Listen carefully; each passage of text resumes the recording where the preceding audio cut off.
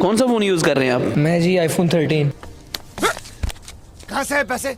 IPhone 13 मतलब कि सेब। कितनी देर से यूज कर रहे हैं? मुझे कोई हुए हैं 6 महीने। पीटीए के नॉन पीटी? Non PT.